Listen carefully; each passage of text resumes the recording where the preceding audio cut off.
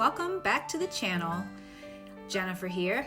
Today I'm taking you along on another cozy Nantucket weekend getaway, this time exploring some of the island's historic spots, quiet coastal corners, and a few places that truly made this trip feel special.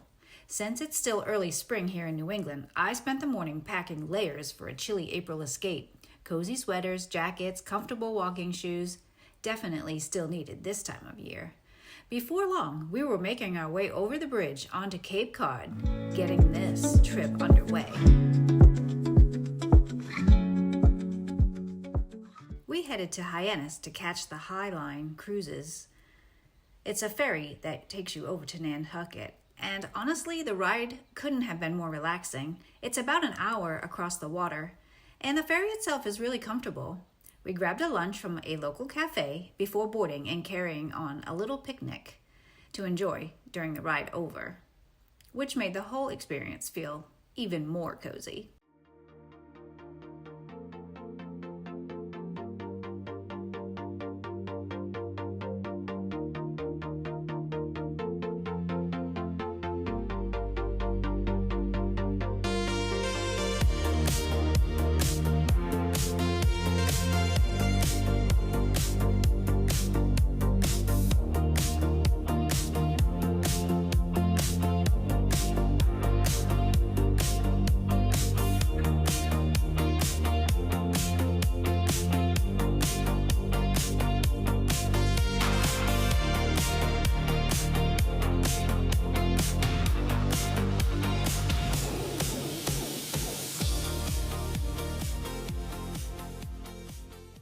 As soon as Nantucket came into view, it felt like stepping into another world. The harbor, the boats, the historic rooftops. There's just something timeless about arriving on to the island by ferry. For this trip, we stayed at 21 Broad, which is a boutique hotel located right in historic downtown Nantucket. The building itself is absolutely beautiful with its classic mansard roof and charming historic character, while it still felt modern and cozy inside. I loved how walkable everything was from here. It really made it easy to settle into island life for the weekend. Here is our modern room 305.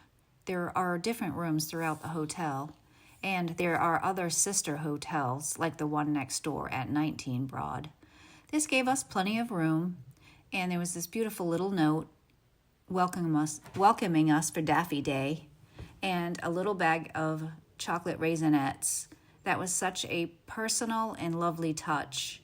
The bathroom was enough space, and the towels were luxurious, and all the amenities here were really quite outstanding. I scooped up all these little watercolor note cards for my junk journaling, and I always think it's a nice touch when bathrobes are provided.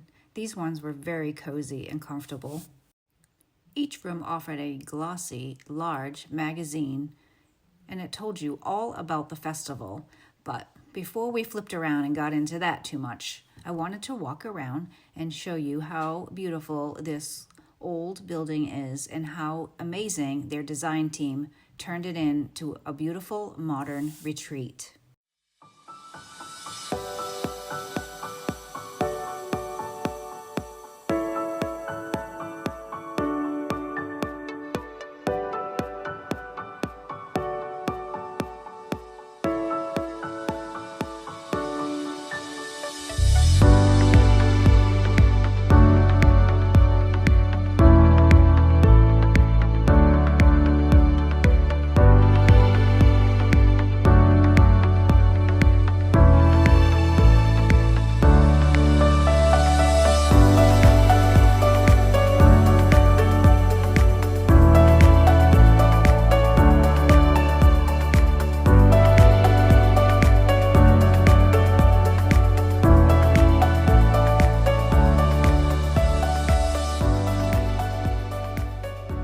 A short walk through town over to Washington Street, where the main hub for the Wave bus was located.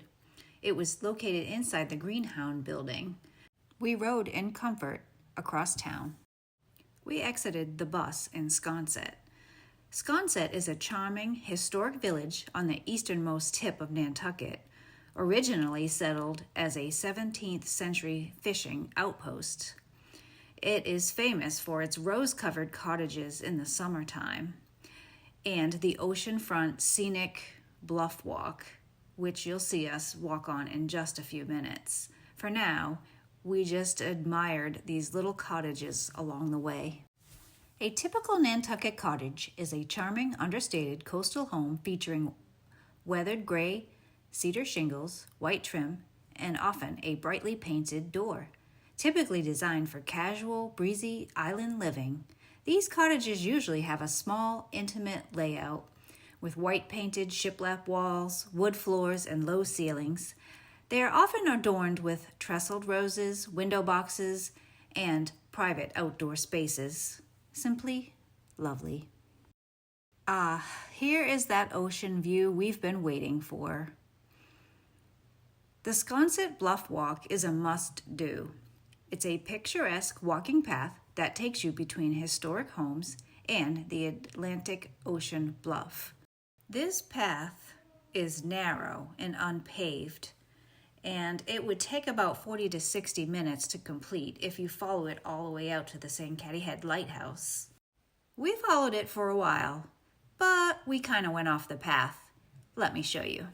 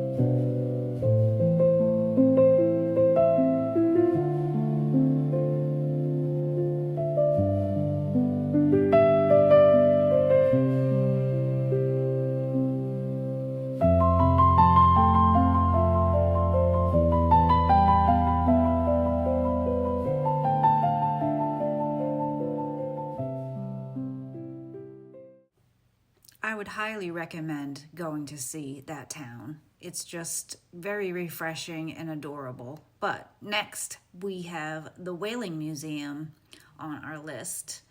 Now, this Whaling Museum is located right on Broad Street, where our hotel is located, so that made it easy for us.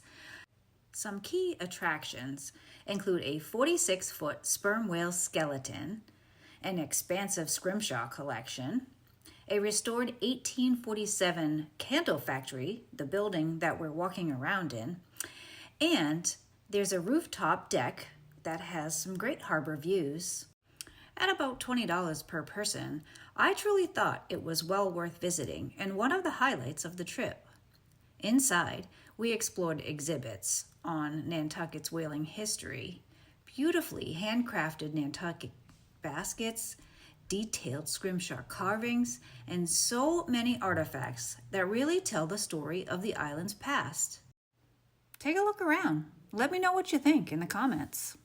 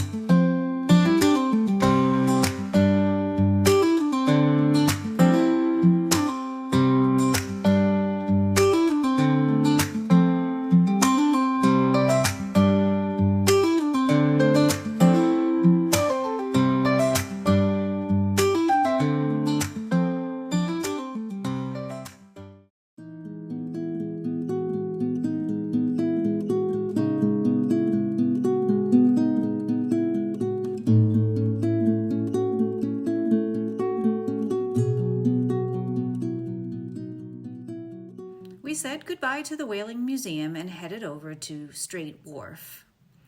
For dinner, we chose Backyard Barbecue, where we tried local beer from Cisco Brewers, and you can visit the brewery while you're on the island. Anyway, we absolutely devoured the pork nachos that we ordered, which were so good after a very chilly day of exploring out in Sconset. If you're ever visiting Nantucket during the springtime, I also shared another vlog about the Nantucket Daffodil Festival, which was especially exciting this year because it marked the festival's 50th anniversary. So just make a note, besides the chilly weather, you can see there are no boats out there, and this restaurant crew is very popular in the summer, and it wasn't even open yet here in April. A lot of things were still closed, but it was still so much fun. We made our way back to our hotel in the golden light. We wrapped up our evening fireside.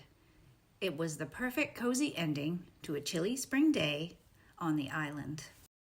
The next morning, after our complimentary breakfast, we wandered through downtown. There were a couple little shops that caught our eye, and there was one in particular, the town pool. It had such a whimsical way to enter. I'll show you the entrance, but I'll leave the inside for you to explore. We followed the cobblestone streets to a church perched up on a hill. What a lovely place to have a wedding. With the timeless architecture here, one specifically iconic spot was the White Elephant Nantucket, a historic waterfront hotel overlooking Nantucket Harbor that has welcomed guests since the 1920s. The classic New England coastal style and harbor setting make it one of the island's most recognizable landmarks. It even offers small cottages for your family to stay in, and it's within walking distance to the Brant Lighthouse. We're on our way to the Brant Lighthouse now, walking down this road past the Coast Guard, when we're distracted by this seagull who literally dropped a shell from up high down to this street, and he was banging it around, breaking it open and eating the contents, until a buddy of his flew by and chased him away. Brant Point Light is one of the oldest lighthouse sites in America, originally established in 1746 to guide ships safely into Nantucket Harbor. The lighthouse has become one of the island's most beloved symbols and is often the very first welcome visitors see arriving by ferry, just as we did. We enjoyed walking around the lighthouse. It was pretty small, and the shells along the water were just filled with these shells called lady slippers. It gave a pink hue to the sand.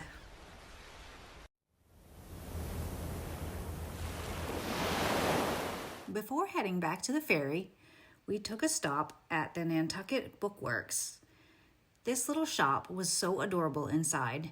Now, it's known for its specialty chocolates and goodies, but we walked around the store, and although it was small, it had such a cute children's section. It was just cute everywhere. Anyway, we picked up some peanut brittle to bring home with us. Back aboard the ferry, we relaxed, looked out over the water, and reflected on what an adventurous and cozy weekend this had been. Oh, and before leaving the hotel, they gave us these little seed packets to plant flowers at home. I just love staying at 21 Broad. Again, I highly recommend that hotel. If you'd like to see more on Nantucket, check out my Daffodil Festival vlog. I'll link it below. Until then, stay cozy, my friends.